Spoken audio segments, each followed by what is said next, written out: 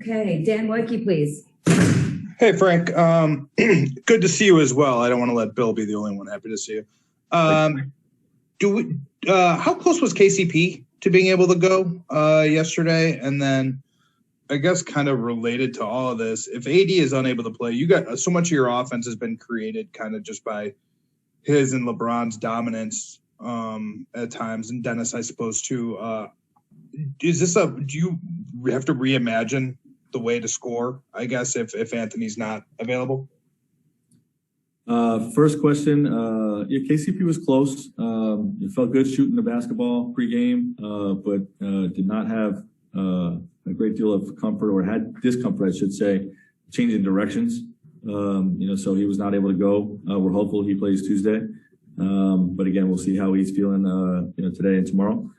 And then, certainly our identity shifts if Anthony's not in there. But it's not unprecedented for us. We played a large chunk of our season without him. And, hopefully we can draw on some of those experiences to see how we have to shift. Okay, we will go with Mark Medina, please.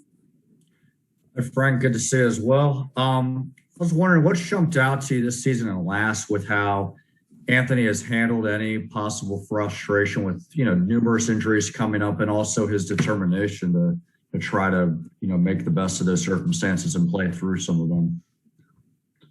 Yeah, every great competitor is going to be frustrated if they can't be in there. But I think he's shown an incredible amount of toughness the last 2 years playing through injury, and we saw that the other night when his knee wasn't feeling all that great. And, he said he's going to be out there no matter what. I just think that's who he is. He's a tough competitor that's going to play through stuff. Okay, Kyle Goodham, please.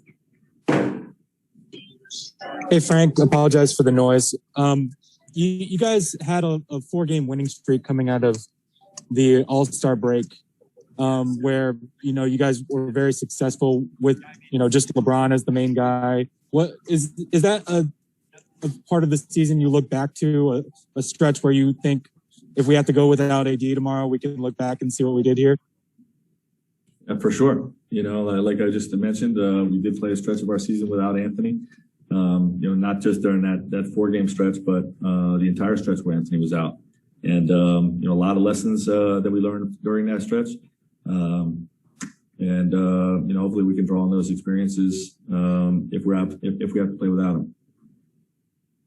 Okay, Jovan, please.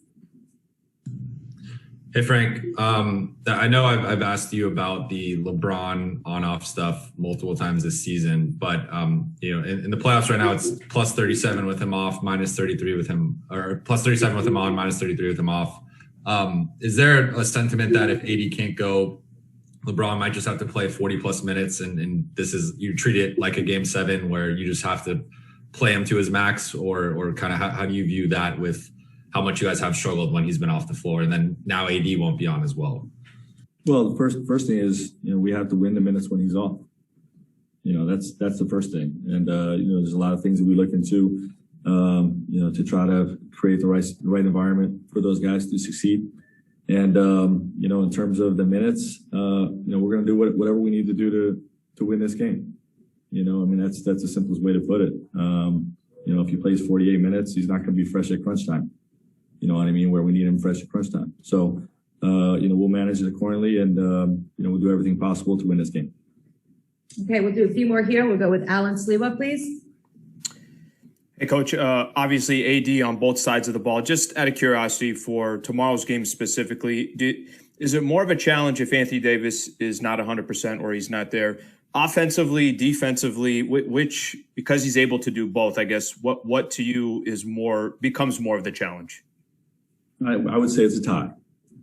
He's one of those players that dominates both sides of the ball.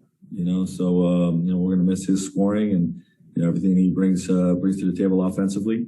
But what he is defensively is equally going to be missed with his rim protections, his ability to guard on the perimeter, and everything he does defensively. So we'll definitely miss him on both sides of the ball if he does not play. Okay, last two. Go with Harrison Vagan, please. Hey, Frank, there are a couple of clips going around on social media today of Suns players kind of giving, I guess, some extra contact after fouls were called or after uncalled fouls. I was just wondering, like, is that, you talked last year about taking things through the official channels if you had any problems with the officiating or anything like that. I'm not expecting you to blast the refs, but like, is that something that you bring up in those kind of post-game, things that you send off to the league? Yeah, I mean, we send things off to the league every game all year, but I'm not going to get into the nature of, what those communications have looked like in this series. Okay, and last question, we're gonna go with, I'm sorry, Brian, I didn't see you there. Let's see if we can do last two. We'll go with Jordan Richard and then Brian Kamenetsky. We'll start with Jordan. Hey, Coach. Just wanted to ask you a little bit about Marc Gasol. You used them a lot at the end of the fourth. I could see it brings a lot with your spacing, especially with posting up LeBron. Just wanted to get your insight on that with spacing. Yeah, that's what he brings. That's why we signed him, to give us a different dynamic, somebody that can, we want to have the balance of having sort of a role threat or somebody that's effective in a dunker like Trez and Drum are, and also have a big that can space the floor. And, obviously Marc did a great job the other night. That's what he brings to the table is the ability to pull DeAndre away from the basket and then create space. So, both of those guys can be effective and have been effective in this series, with Drum's lob threat and rolling to the basket and Marc's ability to space the floor. Both of those guys bring something a little bit different. Okay, and I lied. We're going to have two last questions. We're going to go with Brian Kamenetsky and then Dave McMenamin. So Brian, go ahead. Well, thanks, Allie. Frank, you mentioned obviously, you have some tape you can go back and look at. They have tape of you guys playing without Anthony that you can go back and look at should it be necessary. But what's potentially different about sort of such a drastic potential change in the way that both, that you guys would play in a playoff series, because there is so much preparation, so much film work that goes into it. When something like this happens, how does that impact, sort of the preparation and the way you can use film and all that stuff? It's really like every other game. You look at everything you expect to see, and you look at all your personnel and the ways you would use the guys you have available. You know what I mean? And it all falls into the bucket of studying the game and preparing for battle. And whether there's a drastic change in personnel or if there's a drastic change in scheme or lineups that you're facing, you just study the game and you prepare your team for what you expect to see. All right, and last but not least, Dave McMenamin, please. Hey, Frank, just a couple for you. One on Kuz. He started the second half in place of AD. How do you think he performed? And is that the direction you'll go in Game 5 if AD cannot play?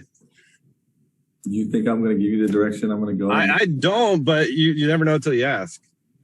I'm not going to give you the direction I'm going to go in Game 5. And, Kuz played well. He missed a few plays here and there.